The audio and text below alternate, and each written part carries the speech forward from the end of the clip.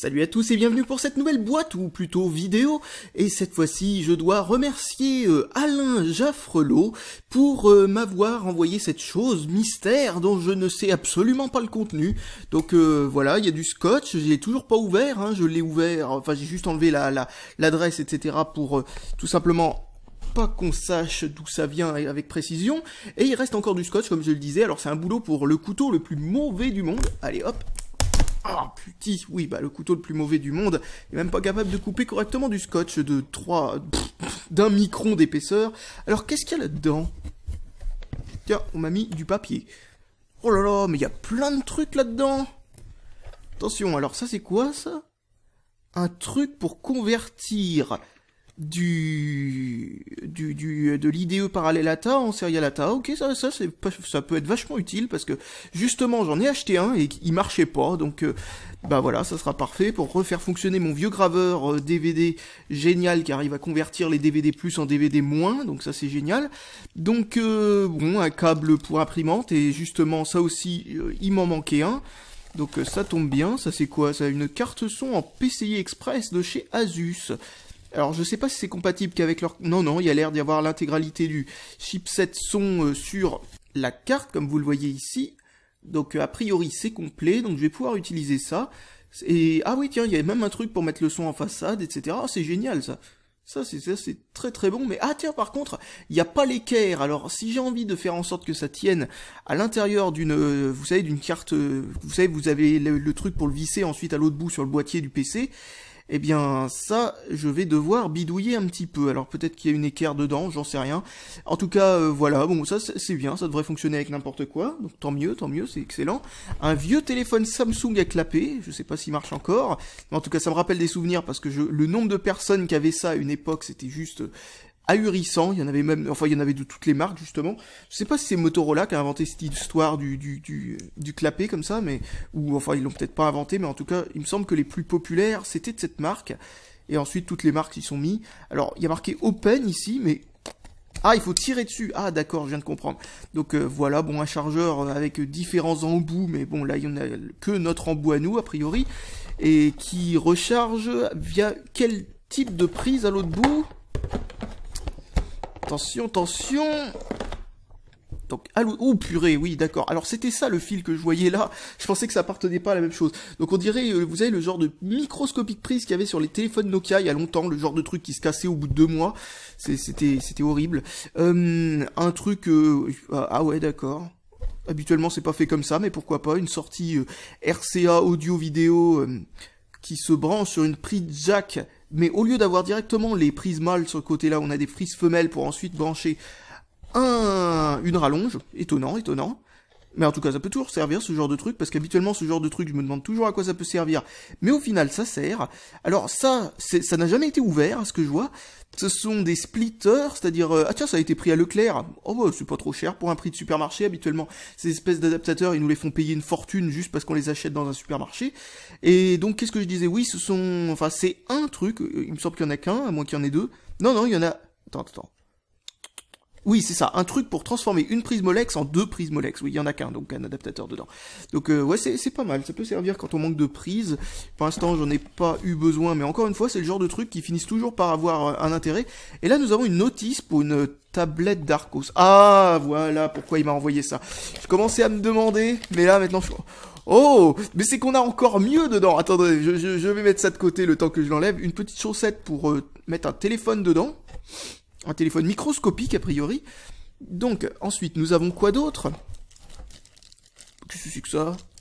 La rallonge USB la plus inutile du monde. Ah ok, d'accord.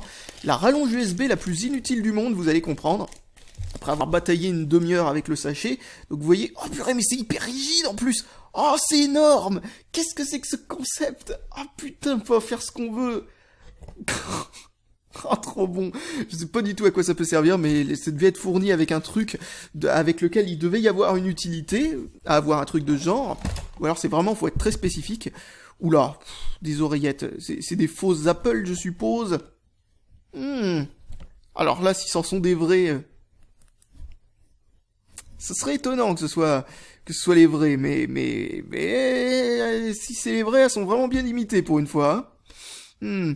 Et franchement, pour vous le dire, si c'est les vrais, bah, vous savez, le fait qu'on puisse pas les distinguer des fausses, ça montre bien à quel point, à cette époque-là, les oreillettes d'Apple étaient vraiment pourries. Mais bon, voilà, enfin, elles étaient pourries pour le prix, on va dire, parce que sinon, bon, elles sont juste tout à fait correctes, quoi. Ensuite, nous avons un tout petit chargeur de chez ZTE. Ok, j'en ai un déjà complètement identique d'ailleurs, un de chez LG, alors là par contre j'en ai jamais vu des comme ça, et qui a une prise vraiment bizarre. Ouais, enfin bon, bref, allez hop, on met ça de côté. Un adaptateur pour transformer une micro SD en mini SD. Ok, bon, d'accord, bah ça c'est sympa, c'est le genre de truc où on peut en avoir besoin vu que les mini SD c'est un format qui est complètement mort. Une carte de RAM SD-RAM PC 133 256 MO, hein, pas mal. Ah bah de quoi upgrader un vieux PC, tiens. On en trouve pas souvent des comme ça. Oh purée, c'est lourd comme... Oh purée, ça pèse 3 tonnes, c'est... Qu'est-ce que c'est que ça? Ah j'en sais rien ce que c'est, mais ça pèse 3 tonnes 5 et c'était dangereusement proche de l'écran de la tablette. Alors est-ce que ça l'a cassé? Non, non, elle a eu du bol. Tant mieux. Et une souris... Amarina qui pèse 1,50 g. Oh bon Dieu, mais qu'est-ce qu'elle est légère. Il faudrait vraiment que je m'achète une balance à shit parce que, sincèrement, il faudrait que je vous illustre à quel point c'est léger, mais c'est un point... Bah attendez, quelqu'un m'a proposé une idée un jour pour pouvoir illustrer à quel point c'est léger. Alors voilà l'idée qu'on m'a proposée, vous voyez, hop, une feuille de papier... Est-ce que ça... Ah non, là, ce truc-là est quand même assez lourd pour faire plier la feuille de papier. Non, je dis ça parce que... il y a quelqu'un qui m'a envoyé une photo où, en gros, il était en train de me montrer un de ces chargeurs, vous savez, USB hyper dangereux qu'on peut trouver en Chine, qui pesait tellement léger qu'il a pris une feuille de papier, il l'a posé dessus, ça l'a même pas plié, c'était magnifique. Donc voilà, bon, ça c'est presque le poids de certains trucs. Oh, d'ailleurs, on voit l'intérieur de la truc... à travers le plastique transparent qu'ils ont mis là, parce qu'ils sont très intelligents, ils voulaient montrer à quel point c'était misérable à l'intérieur. Donc franchement, ouais, là vraiment, c'est... Je sais pas si ça marche bien, hein. Parfois, des fois, design complètement microscopiquement... comment dire? Un design extrêmement basique peut fonctionner très très bien, au contraire. Après, c'est pas sûr. Donc, purée, c'est lourd pour une Arnova 8, donc elle s'appelle, avec un bouton central ici sur le côté, parce qu'ils se sont dit, tiens, si on copiait l'iPad, et sa seule mauvaise idée qu'il y a sur son design, c'est-à-dire que d'avoir un bouton physique sur une tablette, je trouve ça ridicule, surtout quand c'est si grand, enfin bon, bref. Et ressortons surtout cette autre chose. Alors ça, c'est juste magnifique. Oh, bon, non, mais c'est bien. J'allais vous dire que cette chose ressemble à une caméra extrêmement, vous savez, comment on pourrait dire ça, sérieuse, quoi, etc., etc. Et la première chose que l'on voit en la sortant du paquet, c'est l'emplacement à pile. C'est juste une espèce de caméra. C'est fait par Bruno. Oh, c'est pas sa faute. C'était si pourri. C'était Bruno. C'était Bruno. Bruno déjà, ça vous va bien. En plus, ça ferme même plus. Bah, bon, d'accord, ça ferme pas. Je sais pas, ça a dû se péter pendant le transport. Les petits crans qu'il devait y avoir pour que... Ouais, en effet, ça s'est pété pendant le transport. Génial, donc il va falloir que je ferme ça avec, je sais pas, je prendrai, vous savez, une sorte de ficelle à rôti que je ferai le tour avec, je serrerai bien fort. Oh, c'est trop magique, c'est trop magique. Alors déjà, c'est... Oh, c'est dégueulasse. Oh, purée. Ah, là, il y a un truc pour le zoom qui est... D'ailleurs, qui est meilleur que dans certains trucs vraiment professionnels. Enfin, quand je dis professionnel, je veux pas dire professionnel, je veux dire qui est vraiment honnête, on va dire. Vous savez, le genre de caméra à 100 €, des fois, il y a un truc de zoom qui est extrêmement rigide. Et tiens, justement, la caméra avec laquelle que je filme, là, qui coûte 200 €, eh bien, le système de zoom est ignoble. À chaque fois qu'on appuie dessus, en gros, il faut le pousser très fort. Donc, du coup, on bouge l'angle de la caméra, etc. à chaque fois qu'on le fait. Et sauf si elle est sur un pied, qu'elle est très très bien fixée, à la limite. Là, il y a un truc bien mou comme il faut pour faire le zoom. Je sais pas, ok, encore une fois, hein. Donc, ici, nous avons un bouton pour lancer l'enregistrement. Ici, nous avons un bouton pour regarder les vidéos qui sont en interne, un bouton menu, 3 petits voyants. Ici, nous avons un petit quelque chose pour brancher, tiens, bah, la sortie vidéo, visiblement, ça devait appartenir à ce truc. Attends, je vais regarder. Non, pas du tout. C'est une 2.5 mm alors que l'autre côté c'est une 3.5 mm, donc je sais pas trop ce que ça fout là. Alors, donc ici nous avons aussi, comme je le disais, le micro USB, enfin le mini USB là ce coup-ci, et ça fonctionne avec 4 triple A. Oh là là là là là là. Que c'est relou de mettre des triple A, franchement, au lieu de mettre des double A, franchement, n'importe quoi. Là, nous avons encore quelques boutons qui font très beau d'ailleurs, encore une fois. Et un petit écran, avec visiblement un protège-écran qui a jamais été enlevé, enfin je suppose, parce que c'est tellement mat et opaque. Je supposais bien, visiblement. Et bon bah donc voilà, avec un petit écran dessus, et il tourne pour une fois, il tourne. Comme ça on peut se filmer, et voilà le plat de résistance d'ailleurs si vous l'avez pas encore déjà vu. L'objectif microscopique qui est moins bon que ce que l'on peut avoir au niveau de l'optique, etc. sur les téléphones portables actuels en Chine. Donc voilà, donc c'est vraiment n'importe quoi.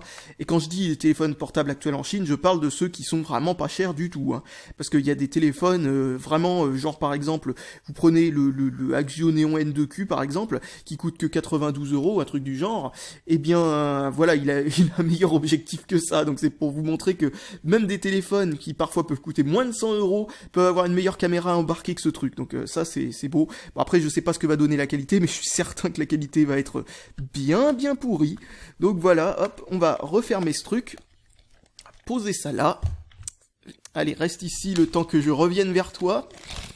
Et là on va regarder cette tablette qui aura droit à sa vidéo à elle toute seule, hein, justement. Alors c'est bien, ça a été mis dans des sachets spéciales, bon je vais pas citer un pseudo, mais j'aurais pu, enfin des sachets anti-statiques quoi. Purée, c'est tout rayé l'écran, je sais pas si ça s'est fait pendant le transport ou si c'était le cas avant, mais vu que c'est en matière plastique, j'ai l'impression, le dessus, si ça se trouve d'ailleurs, c'est peut-être un écran résistif, eh bien ça m'étonne pas que ce soit rayé, parce que c'est bon, la matière plastique c'est vraiment extrêmement facile à rayer. Purée, ce truc là pèse une demi-tonne, c'est impressionnant. Pourquoi? Dites-moi pourquoi, ici il y a un lecteur micro SD qui, au lieu de se trouver sur la tranche, a décidé de dépasser un petit peu comme ça pour bien faire chier. Franchement, mais messieurs Tcharkos, qu'est-ce que c'est que cette idée idiote? Enfin bref, un vrai port USB, ça par contre c'est une bonne idée, un port micro mini USB, le port pour la recharge, de quoi brancher un casque, un petit truc avec marqué reset dessus, donc je suppose que c'est quand on a des emmerdes, un bouton échappe qui s'appelle, je suppose que c'est le bouton retour, un bouton menu, un bouton power, et c'est tout. Ah, ça doit être le bouton home du coup. Ok, bah je vais m'amuser avec ça hors vidéo. Maintenant, pendant la vidéo, ce que je vais faire, c'est que je vais tout simplement essayer cette magnifique caméra qui a l'air vraiment, mais alors, bien gratinée. Putain, il va falloir que je nettoie l'objectif parce que ça sent l'objet qui a jamais servi, vous voyez. Ou au contraire, qui a beaucoup servi, mais non, ça ressemble plutôt à un objet qui a pas beaucoup servi en tout cas, et qui a été posé quelque part, et la poussière l'a envahi avec le temps. Donc j'ai essayé, je dis bien essayé de mettre des piles dedans, et puis je vais essayer d'utiliser ce truc. En tout cas, ça a l'air d'être magnifique. D'ailleurs, qu'est-ce que ça choisit? Qu'est-ce que ça utilise comme... Ah ouais, on peut mettre une carte SD dedans. Bon, bah je reviens tout de suite. Voilà, c'est bon, j'ai mis ces trucs-là. On va voir si Bruno s'allume. Mais d'où ça sort encore ce truc? Je suppose que c'est encore un de ces trucs français. Je vois mal les Chinois appeler l'un de leurs produits avec la marque Bruno, vous savez, Bruno d'Agen. Enfin bon, bref. Qu'est-ce que... Ah, ça marche. Oh. Vous savez quoi? Je crois que c'est à peu près la même chose que la Thomson, sauf que cette fois-ci... on peut se filmer soi-même et faire soi-même ses propres vidéos, vous savez, qui font des trucs viraux sur internet, etc., qui sont en qualité extrêmement immonde, mais, on sait pas pourquoi tout le monde les regarde. Donc je vais essayer d'en faire une, et puis je reviens par là.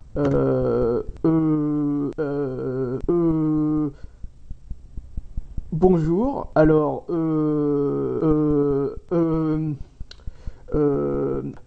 c'est un téléphone et ça sert à téléphoner. Salut. Voilà, comme ça vous avez pu voir la qualité. Et d'ailleurs, un truc assez incroyable que j'ai pu remarquer avec cette caméra qui, sincèrement, m'a surpris. Ça n'a rien à voir avec la caméra en elle-même, mais c'est juste que en vissant le pied, ça permet de garder le capot fermé. Super idée de design, on ne peut pas changer les piles quand on met le pied d'une caméra sur cette machine, sauf que, bizarrement, vu que le capot est d'une qualité absolument médiocre, eh bien, du coup, ça a permis de sauver les meubles dans ce cas-là, et faire en sorte que j'ai pas besoin de faire je ne sais pas quoi, paquet cadeau, etc., avec une ficelle à rôti, etc., etc. Enfin bref, donc, je vais pouvoir récupérer mes 4 piles LR3, d'ailleurs que j'ai eu beaucoup de mal d'ailleurs à trouver, parce que comme vous le voyez, à chaque fois, ils sont tous d'une marque différente, tellement j'en avais aucune sous la main, il a fallu que je fasse toute la baraque. Donc voilà, j'espère que cette petite vidéo vous aura plu, en tout cas moi ça m'a bien fait marrer, surtout cette espèce de caméra, bon voilà, comme ça pour pouvoir faire ses propres petites vidéos virales soi-même, hein, avec la caméra la plus mauvaise du monde, enfin pour la plus mauvaise du monde, hein, on l'a vu la caméra la plus mauvaise du monde dans une autre vidéo, d'ailleurs dans la description je crois que je vais mettre le lien vers cette vidéo là, en tout cas voilà, donc ça c'est pas la caméra la plus mauvaise du monde, mais en tout cas c'est vraiment c'est génial. D'ailleurs, et j'y pense, mais au moins on a le son, hein. Ça c'est déjà une chose qu'on n'avait pas avec la précédente. Donc voilà, bon c'est un truc façon Thomson. J'ai pas vérifié si le flash fonctionne malgré tout, donc je vous mettrai un petit texte ici pour vous dire si elle fonctionne ou pas, s'il y a vraiment un projecteur là-dedans. En tout cas, franchement, c'est vraiment une caméra hyper basique, quoi, tout simplement. Malgré tout, ça dépend du prix, ça dépend de d'où ça vient, ça dépend. Si c'est à la limite, c'est toujours beaucoup moins, beaucoup moins honteux que le truc Bordeaux diffusion. Et en plus de ça, ça utilise des cartes SD, donc il y a pas besoin de s'emmerder avec, vous savez, des pilotes spéciaux, des trucs spéciaux, etc., qui font que le truc, on met plus de temps à installer les pilotes, à essayer de comprendre comment ressortir les vidéos qu'il y a là-dedans, etc., que de temps qu'on met pour pouvoir remplir la mémoire interne. Habituellement, il n'y a même pas de carte SD sur ces trucs. Donc voilà, donc bon, là, c'est juste une carte SD. Si on comprend pas comment ça fonctionne, on sort juste la carte SD comme avec n'importe quel truc. Donc voilà. J'ai plus qu'à vous dire salut à tous et à la prochaine.